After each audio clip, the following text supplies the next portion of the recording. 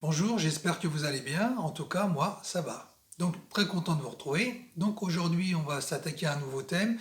Quel type d'entraînement faut-il pour grossir en volume musculaire? Et plus précisément pour ceux qui ont une mauvaise génétique.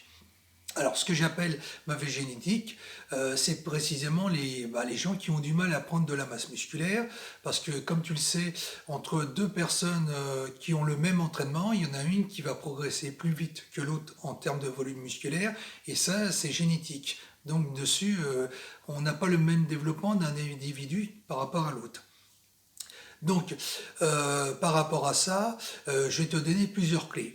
Donc déjà, tu as au niveau des répétitions, alors les répétitions, bah, tu connais la base, hein, de 1 à 6 répétitions, tu travailles la force, de 7 à 12, tu travailles le volume musculaire, et au-delà de 12, tu travailles l'endurance musculaire. Alors, dans les grandes lignes, tout ça c'est vrai.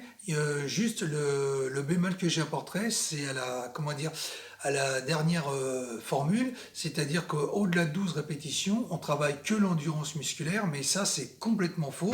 C'est une croyance qui est installée, d'ailleurs même moi j'y croyais, et en fait, alors c'est faux pourquoi? Parce que un muscle ne connaît pas les chiffres. Donc si tu fais plus de 12 répétitions, t'en fais 15, 20 ou davantage, ton muscle va quand même grossir parce que déjà tu fais plus de répétitions, mais surtout aussi parce qu'il va être soumis à un temps sous tension beaucoup plus élevé.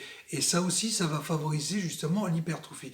D'ailleurs, j'en ai fait l'expérience dans mes entraînements. Donc, il ne faut pas rester cantonné aux formules traditionnelles, mais essayer comment dire, d'aller bien au-delà en faisant 15 répétitions et davantage. Bon, ce qui n'interdit pas de travailler aussi sur comment dire, les nombres de répétitions inférieures ou d'alterner les deux. Donc dessus, chacun l'embarras du choix.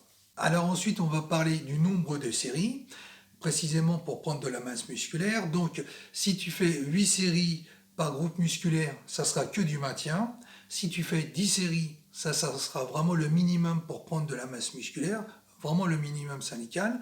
Et si tu fais 12 séries, là tu prendras de la masse musculaire parce que ça sera un nombre de séries justement suffisamment adapté à l'hypertrophie du muscle, donc à son développement général.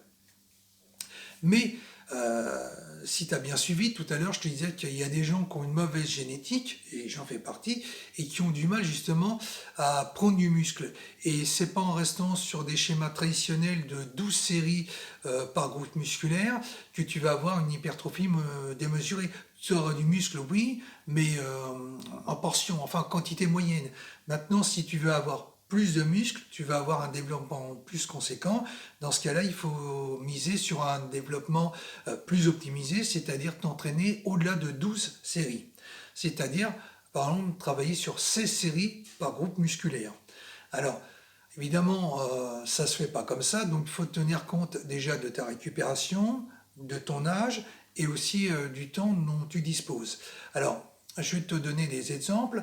Par exemple, si tu veux faire 16 séries par groupe musculaire, si tu le fais d'un seul bloc, bah, ça va être trop conséquent, tu n'auras plus de jus, puis ça va t'embêter pour faire le deuxième groupe musculaire parce que tu seras épuisé.